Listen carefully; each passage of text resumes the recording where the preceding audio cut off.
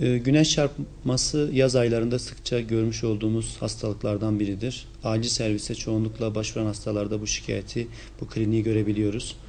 Güneş çarpması sıcak iklimlerde, özellikle çocuklarda ve yaşlılarda görülen bir hastalıktır.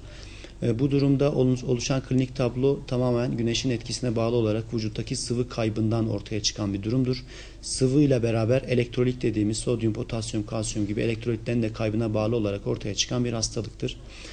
Böyle bir durumda en çok etkilenen grup çocuklar ve yaşlılardır. Çünkü ikisinin de metabolizması erişkin sınıfa göre daha etkilenmeye müsaittir.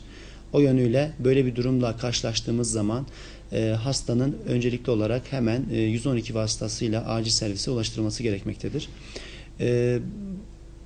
Hastada oluşan klinik tablo ateş yüksekliği, tansiyon düşüklüğü, bayılma ve bilinç bulanıklığı şeklinde klinik tablolar ortaya çıkabilir. Bu durumda hasta yapması gereken acil müdahale öncelikli olarak hastanın hemen yere yatırılması, tansiyon düşüklüğü nedeniyle tansiyonu bir nebze olsa da yükseltmeye çalışmak, 112'ye haber vermek, hastayı en hızlı şekilde acil servise nakletmek ve üstündeki kıyafetlerin çıkarılarak ateş yüksekliğinin önüne geçmeye çalışmaktır.